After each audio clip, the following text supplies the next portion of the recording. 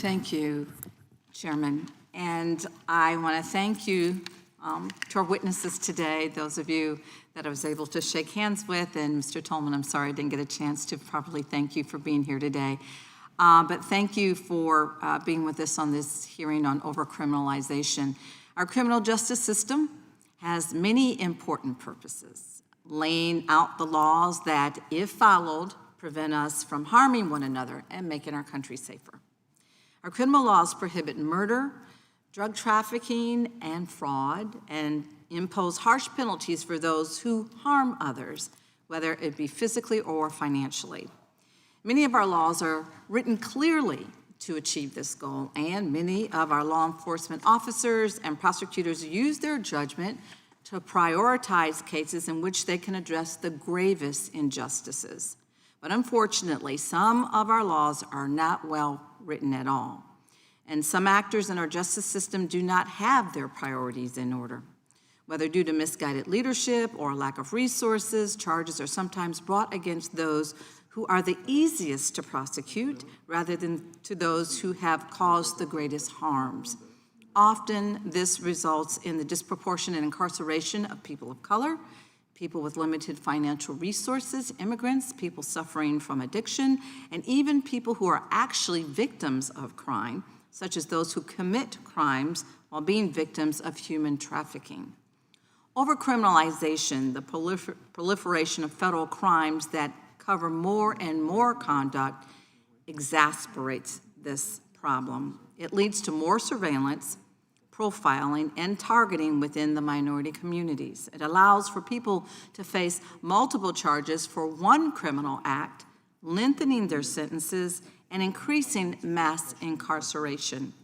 Minorities are already subjected to harsher penalties for committing the same crimes, and the variations of potential charges brought on by our laws allow for even more variability, increasing the potential for discrimination in a system that is supposed to be impartial.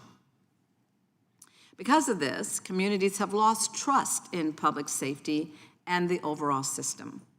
Many don't feel safe, and they don't feel supported enough to call the police when they witness a crime or provide a tip that may break open a case for fear of being arrested themselves or prosecuted, which in turn making it even harder to prosecute serious crimes.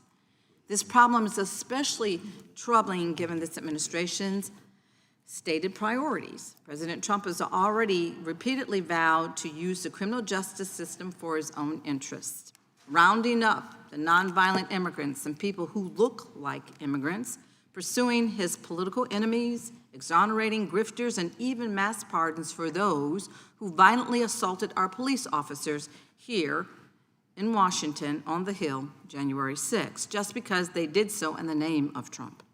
This is an incredible abuse of our criminal justice system, which should be focused on preventing and prosecuting violent crime, preventing theft of families, hard-earned savings, and holding corporations accountable when they harm workers and our consumers.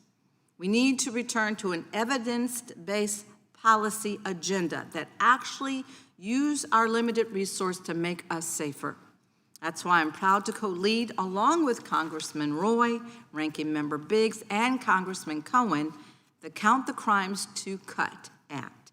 This bipartisan bill would require the Attorney General to provide us with a report detailing all federal crimes, including the elements, the potential penalties, and the number of prosecutions in the last 15 years, and the mens rea requirement, which asks what the mental state of the person was at the time that they committed the crime.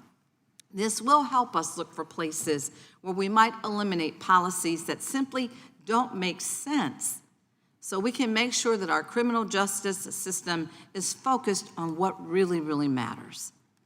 I look forward to hearing more from each of our witnesses today about this bipartisan bill that will directly address overcriminalization and other ways that we might be able to address this ongoing problem. And I ask in unanimous consent to enter into the record a statement for the record on today's hearing from the National Association of Criminal Defense Attorneys. Without objection. Thank you. And with that, I yield back.